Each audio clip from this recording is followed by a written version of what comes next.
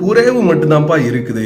எப்போ பார்த்தாலும் என் வாழ்க்கையில குறைவை மட்டும்தான் பார்த்துக்கிட்டு இருக்கேன். நிறைவையே பார்க்க முடியல, ஒரு அற்புதத்தை பார்க்க முடியல. குறைவு மட்டும் என்னை சூழ்ந்து இருக்குது. எதை எடுத்தாலும், என்ன பார்த்தாலும், வேலையா இருந்தாலும், தொழிலா இருந்தாலும், வாழ்க்கையா இருந்தாலும், குடும்பமா இருந்தாலும், எல்லா காரியத்திலையும் ஏதோ ஒரு குறைவு எனக்கு இருந்துகிட்டே இருக்கு அப்படின்னு நீங்க நினைக்கீங்களா? அதை கண்டு நீங்க சோர்ந்து போறீங்களா? ஒண்ணு புரிஞ்சுக்கோங்க, தேவன் கிரியை செய்ய ஆரம்பிச்சிட்டாருன்னா அதுக்கப்புறம் அங்க குறைவு இருக்காது. அவர் கிரியை செய்யற வரைக்கும் தான் அங்க நீங்க பாக்குற குறைவு அங்க இருக்கும். அவர் கிரியை செய்ய ஸ்டார்ட் பண்ணிட்டாருன்னா அதுக்கப்புறம் நீங்களே நினைச்சாலும் குறைவை பார்க்கவே முடியாது. வேதத்துல ஒரு நடந்த சம்பவம், கானா ஒரு கல்யாண வீட்டுக்கு ஏசப்பா போயிருந்தாங்க. ஏசப்பா அங்க ஒரு அழைப்பின் பெயர்ல போயிருக்கிறாங்க. அங்க போய் உட்கார்ந்து இருக்கிறாங்க. அங்க ஒரு குறைவு இருக்கிறது.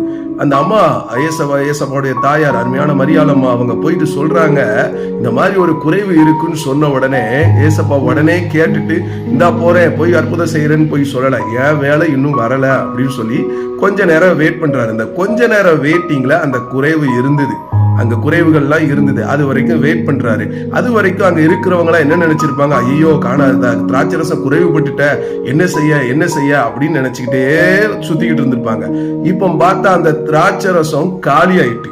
ஏன்னா குறைவுபட தொடங்கிய போதுதான் தகவல் ஏசப்பட்ட சொன்னாங்க, அங்க காலி ஆயிட்டு, குறைவு ஜெயிச்சுட்டு அப்படின்னு சொல்லி அங்க நினைக்கிறவங்க எல்லாம் என்ன நினைச்சிருப்பாங்க, ஐயோ நம்ம இங்க இந்த திராட்சரசம் காலி ஆயிட்டு, இனிமே என்ன செய்ய முடியும் அப்படின்னு சொல்லி யோசிச்சிருக்கலாம். அதுக்கப்புறம் ஏசப்பா போறாங்க. அங்க காலியானதுக்கு அப்புறம் அங்க திராட்சரசத்தை, அந்த மதுரமான திராட்சரசத்தை எல்லாருக்கும் ஆண்டவர் குடிக்க கொடுக்குறாரு.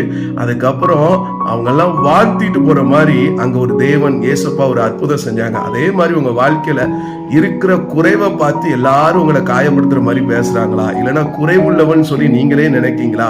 ஒண்ணு புரிஞ்சுக்கோங்க, அந்த குறைவு அங்க இருக்குதுன்னு சொன்னா அங்க இயேசு இருந்து சைலண்டா இருக்கிறாருன்னா நீங்க உங்க வாழ்க்கையில ஒரு மகிமையான பெரிய அற்புதத்தை செய்ய போகிறார் என்பதின் அர்த்தம் தான் அது. ஏன்னா இயேசு அங்க குறைவு இருக்கும்போது இயேசு அங்க அமைதியா தான் இருந்தார்.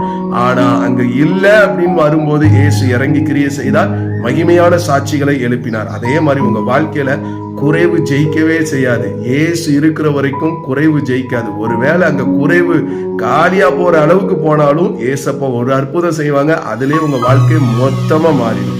அதனால உங்க வாழ்க்கையில இருக்கிற குறைவை கண்டு புலம்பாதீங்க, இருக்கிற இயேசுவை கண்டு மகிமைப்படுத்துங்க.